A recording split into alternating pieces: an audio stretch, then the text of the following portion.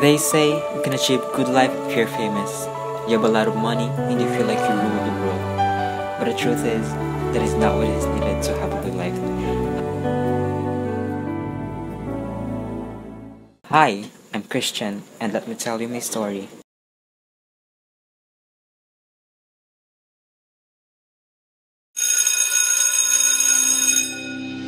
Back in my younger years, I always excelled in class. I used to be a consistent honor student and also the top student of our school. Me and my best friend are both honor student, but for me, I was the best among all of them. I always do my best in every class and every subject for me to be appreciated and admired by others. Christian and Kate both became scholars because of their dedication and hard work, and had the opportunity to be in a prestigious university. So class, for you, what is a good life? Yes? For me, miss, good life is all about being famous and as well as being rich. Because nowadays, money is everything. You can't do anything without money.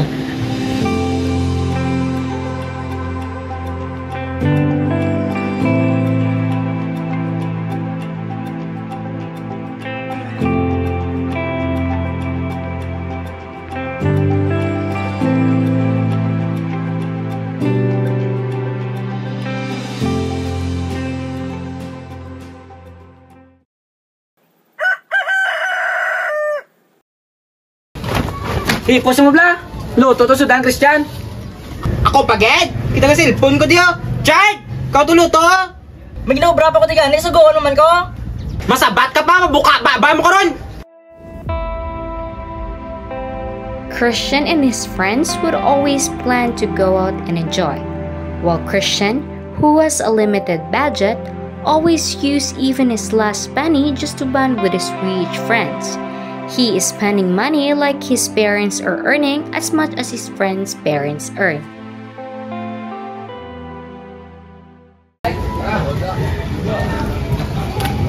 Christian, busy ka? Nga! Sorry, tablagan, ay dasig lang gin. Ano gina importante gina? Kita may katuan tao, pura sigon mo lang nga. Pamati, di bala sa akon bala? Na-notice ko nga, hindi na ikaw ang Christian nga nakilala ko. Damo, naging na may nagbagusin mo. Kabalo, naging si mama mo, pagpapang mo nga panyabaka sa mo. Pero nga mo, naging nahimo mo. Sala na iya. Kakambal mo na, kaula ka, kabalo sa sitwasyon ko. Amo na nga, hindi ka kay chindi. Di pa hindi ako. Nadlo ka nga bayakan nila, kay wala ka kwarta. Hindi na ya mo ang friends dyan. Kapuwi mo lang yung ibang tayo, balaya. Ngako niya, ngako lang.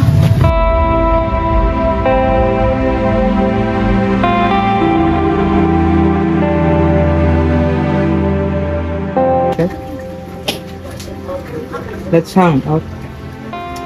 Ano ni man? Subong pa sa'yo nga, agad nga wala ko di kwarta. Bala daw.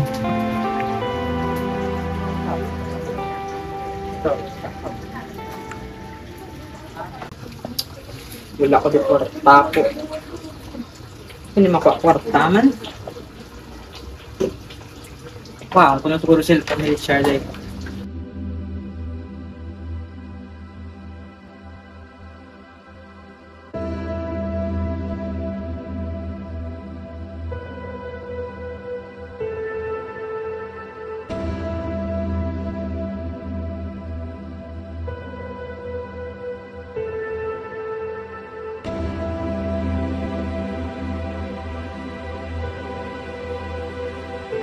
While being guilty for stealing his brother's phone, Christian still enjoyed hanging out with his rich friends without worrying about what will happen if their parents will find out about what Christian did to his brother's phone.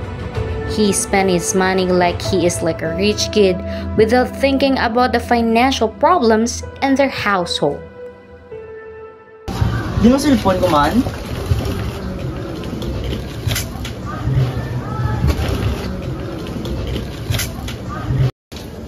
Nung di ang cellphone ko, no? Ba't kaya di mo yung butanga? Ba't kaya ako sa balakay? Ba't kaya pag itaon mo? Ako lang mga dami. Alay, di mo. Kaya ba yung ano? Wala ko isa lating ako yung mga sige pang gamo. Christian, ano na pang butuan? Ano na ang sala daw? Nga ako pa si Bang Dan yung anak ako. Ano na cellphone niya? Ano na yung cellphone ko? Pag itaon, di tayo. Ako yung si Bang Dan yung anak ko. Wala ko yan sa lada. Di po kaya waras. Imuno ko kaya waras. Sagti na kwait po ba? Tama na na! Nga ko sila tayo. Ano ang problema ko siya nan? Wala mo na lang isakan! Na! Nakamoy ako! Pagwa to sa mga sa balay. Kailangan mo ang pamansyong ko! Lakad to. Lakad. Tapos ako manamagtan ko! Ano ka? Ang tawagin na pang obra mo sa mama mo, pati si mama mo na balay. Tanga balay ni! Paglalakad. Wala ka na kalungan! Ano ka ba? Ano malay na? Wala na ka mo na luwis ako! Lumapagtay na ako na sa obra! Ay, sa balay na! Mayo pa mo na ako! Tama na. Tama na. Bata mo kayo, wala ginapulos. During their vacant time inside the classroom, the rich friends noticed that Christian is being so quiet and looks like that he has a deep problem. So his rich friends ask him about his problem, and Christian, being a cloud chaser, tells a different story, which make his rich friends a little bit confused but still manage to comfort him. But little did Christian know that his rich friends are doubting about his true status in life.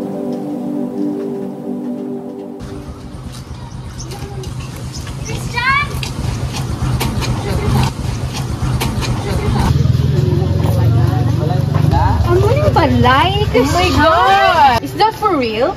So cheap. Let's take a picture. Hashtag Christian is a social climber. Hashtag so cheap. Hashtag pretending.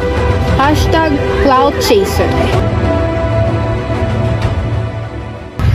Diyan, kay tungkol na may ubra ka na, kasi pwede mong kaan papa mo ka na gamay lang. Wala ko din yata. Sinusubong pa ya. Balo ko naging nga magnatigan. Mo ko, malagaw kami sa mga kakada. Ako dapat nga daw. Amo na ganing mayosin mo dyan, na unahan mo pangalaga kasi sa pamilya mo. Mayroon mo sa bilidad ka man din sa balay. Ano pa? Kwarta ko man niya. Pag gusto ko ya kung anon ko na ya. Anong responsibilidad? Responsibilidad nyo na ya. Nga sa ako niya tulo daw. Sa pagdako si mo, hasta subong, magagid ka balikid sa mga ginikanan mo ba? Di puta. Tumbo yun. Papaya. Responsibilidad nyo na ya. Kamuya mano sa inyo nga pinanglan. Kako magamo. Malang ni malayas na lang ko. Lakat to, lakat. Subong ma, lakat.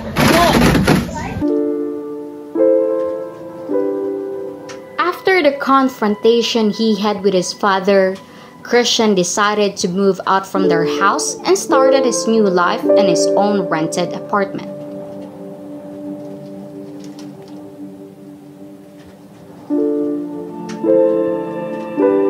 He is busy enjoying the life he thinks he deserves. He always travels to other places and spending his money while his family in their old house is suffering from sickness and hunger.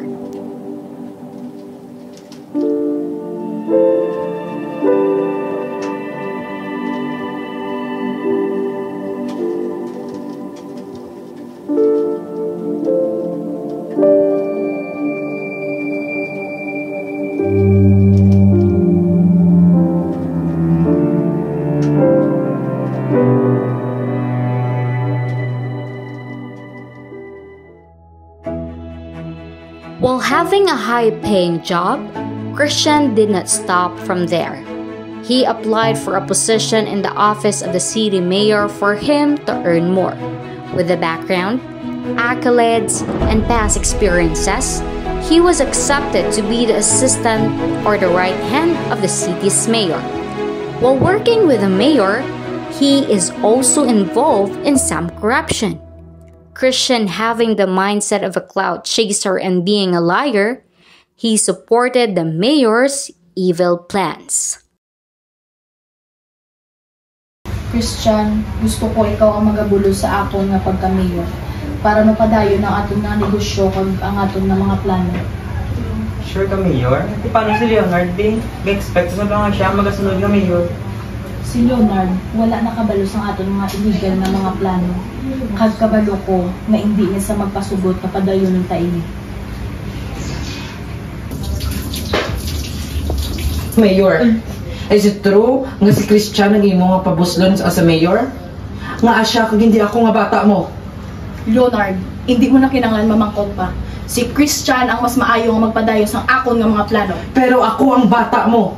That's why hindi ko pagintrahe kay wala ka kabalo sang tanan nga rason kag wala ka lugar diri sa akon nga mga plano. Kung nga muna, Mayor, kontrahon ko si Christian. Hindi ko pagpasugtan nga siya mabulos sa imo. Pero tandaan mo, wala ka sang suporta nga halin sa akon. Kag hindi ka mag-expect nga buligan pa ka. Hindi ko kinahanglan ng imo suporta. Ipakita ko sa imo nga mas akong mas maayo kaysa kay Christian.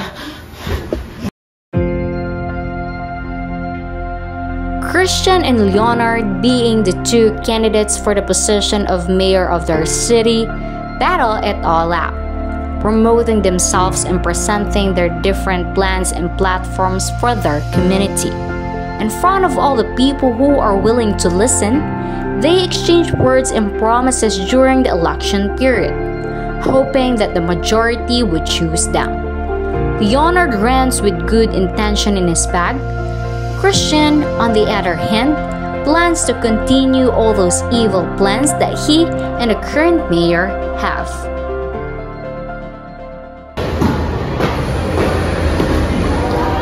Hey Christian, hindi na magpakuno-kuno pa because I know you're still a cloud chaser.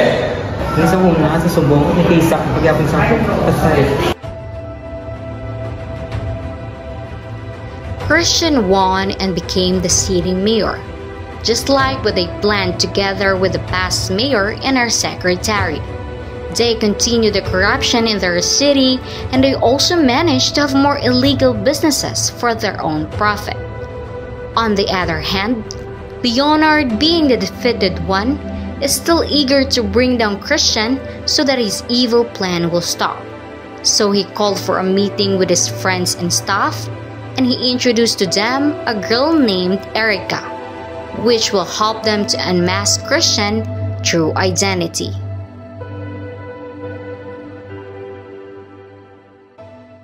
Nay, manok din ay. Kadto to sa office ni Manong mo, mga ito huli ko kay galain to pumatsyag ni tatay mo. Sigan. Ay, ang manigali ang kusina ni Manong, Nay. Huwag mo ni sa kusina ni Manong. Sigan na kay tatay mo to ngayon ka ba sa makakusina ko.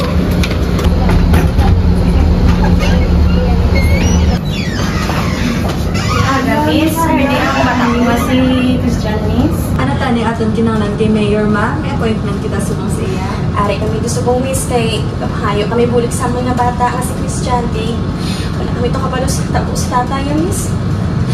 Sige ma'am, dali mag-update na ako sa inyo.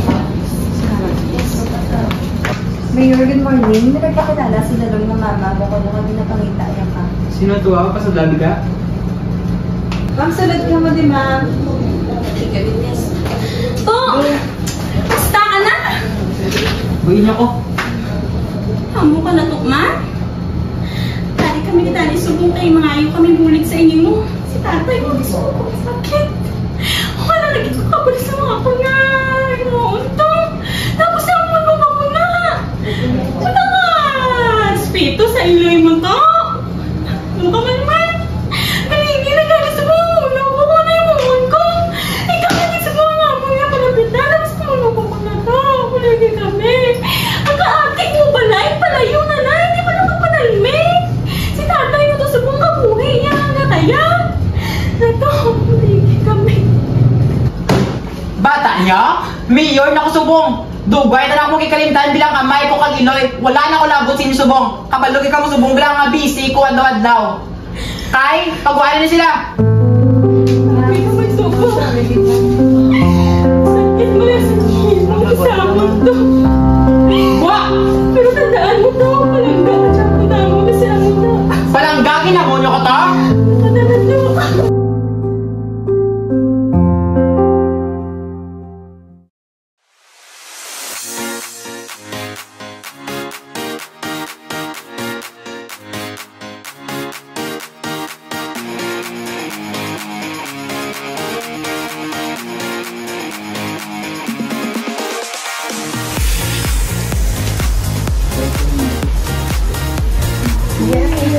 Cheers! Woo!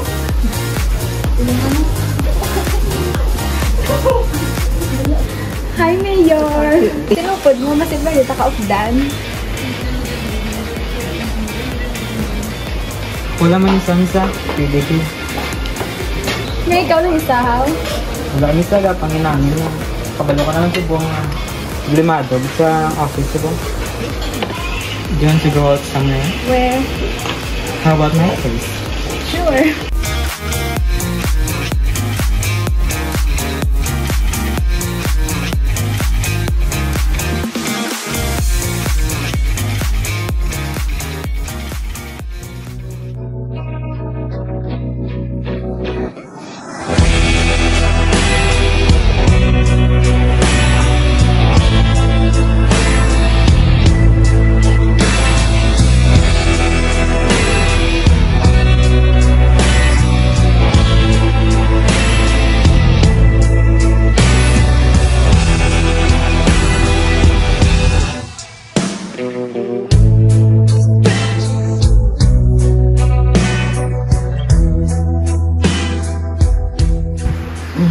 Salo ka naman, Kay?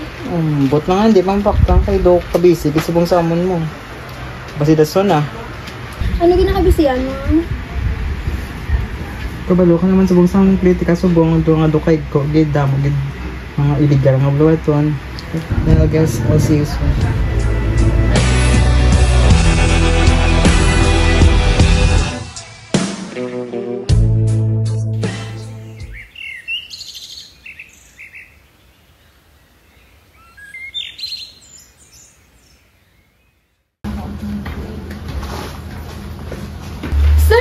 Ito na, wabalaari na nakuha ko ng video ni Christian.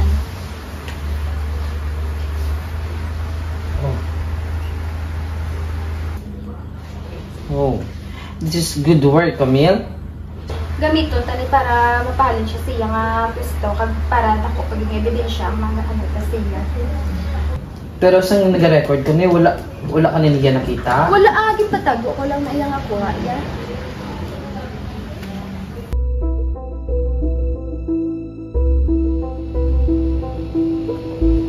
Leonard, having strong evidence in his hand, consulted his lawyer regarding Christian's evil plans and illegal businesses.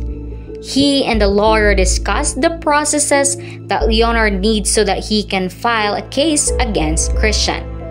After some time, due to his strong evidence, Christian was proven guilty and Leonard won the case.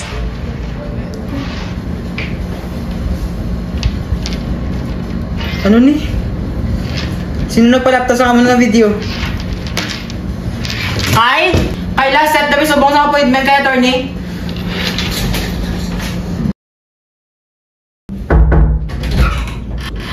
Good afternoon, attorney.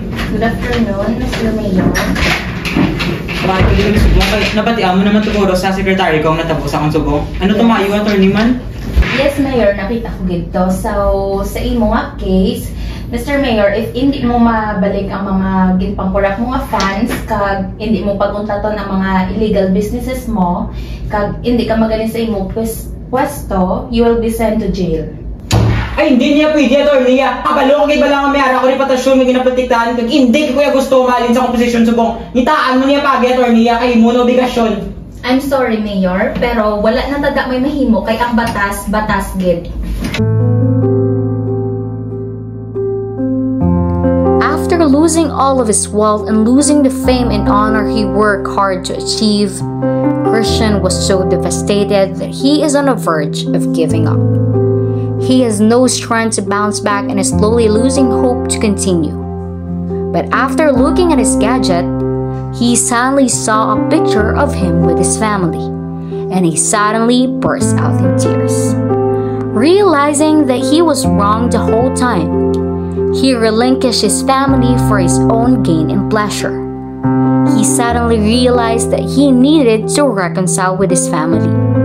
Without knowing what happened to his father, Christian then decided that he would go home to their old and small house.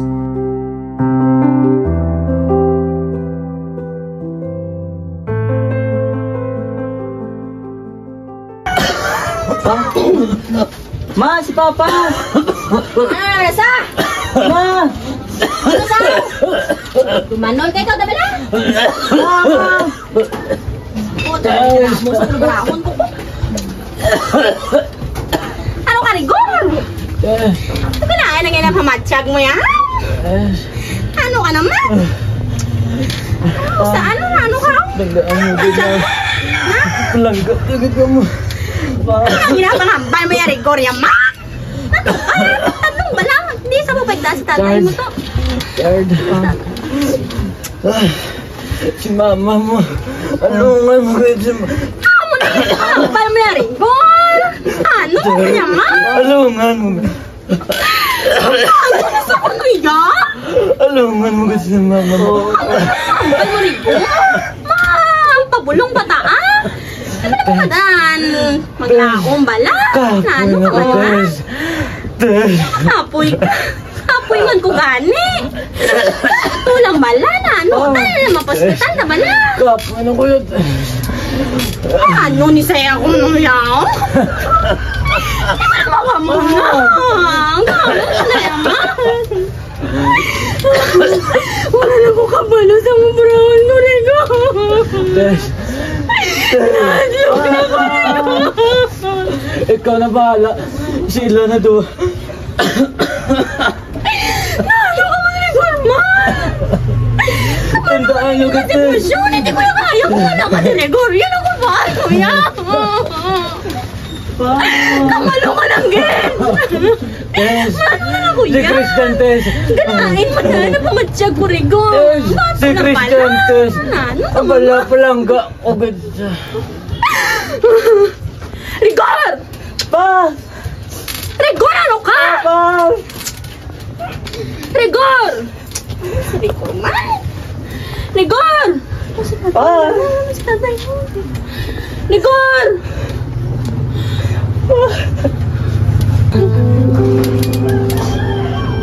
Wala na sa amang Rigor!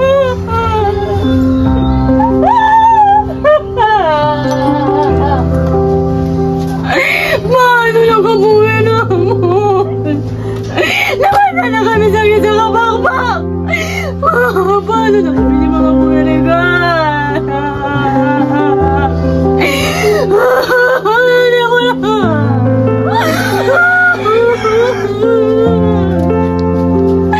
Rigon, imbayan mo ko! Ang balkog! Dalay tayo nga duwasa sa katapusan! Ang imbayan mo ko! Walang ko naging karaga! Wala ko mananambal sa iba para palanggal lang ka!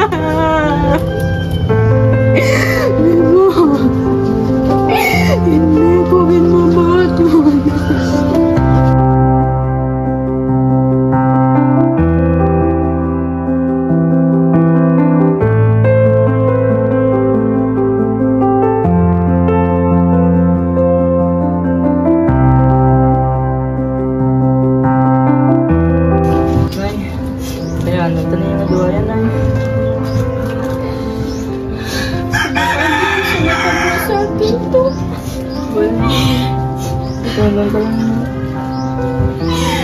Sakit ang ulit ko. Magulang mo. Lalas, ma'am. Si tatay mo, pinayaan ko na ito. Wala naman batulan. Wala nakukusog ang mga buhay.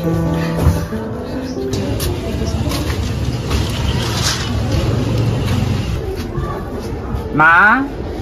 Pa? Ma? Pa? Oh, si Manong, ma. Tingnan mo ito, Manong mo. Yung? Si Manong mo. Ito. Ma? Ay, ma, nag-abot ko ito. Sabi ka ni Sibo mo kasi mo. Din si Papa yan, ma. Pa? Ma? Din si Papa, ma. Ma? Si Papa yan din. Tagtak ba daan ma? Din si Papa, ma. Pupunta na lang yung kakaon ka na? Hindi, ma. Si Papa, ma. Ato nga na lang yung dalas ang magulang mo to. Ma, ano na yung mayaw? Nari na din picture ni Papa, ma. Ma, ano ni ma? Ay, magsapat si pamangkat mo. Ano ni matabok mo? Nari na din picture ni Papa. Likat na sa bulan. Si Papa. Labit ang sakit. Ano ma? Hindi sa subong mo. Wala man kami kwarta to nga ipabulong siya to. Hasta subong mo pikit ko yung kabatayo. Papa din. Wala na si mama mo. Wala pa akong gawin kabawi siya. Misan! Kagamo ka balay. Kadamo ko na sana ako siya. Wala kalinungan, pero palangga ko ang hindi nga pamilya. Kabalo ka lang to. Kung nasingambal, palangga yagit ka. Subuan dito. Kabalo ka to. Kinadila lang ang amay mo. Lapit ka mo ang amay mo. Pasensya ka na. Mo na natabo ma. Wala na tamay mahimok to. Kaya natapos na na. Wala na, palangga ka man. Diyago ni tatay. While in their father's grave, Christian made a promise to his parents together with his brother and shared his realizations and what he learned from his experiences.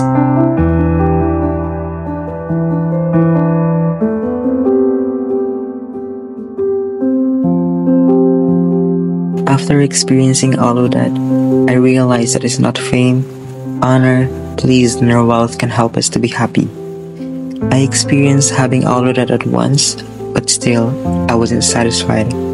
I always crave for more without realizing that I am being too much. I always crave for everything without realizing that I am hurting and compromising others, especially my loved ones. I've learned my lesson, and I promise that I won't do that again. I'll trust the process and do things which is right. Now I know what happiness truly is. Letting love spread with my family and those who loves me. Having every material things I dreamed of will not satisfy me anymore. But having a family that will always be there for me, even in tough times, and even if I disrespect them, is more than all of those things I had before. This is what a good life is what true happiness means.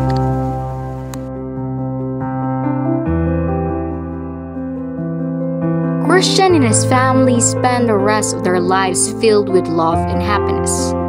They trust the process without making any shortcuts in life.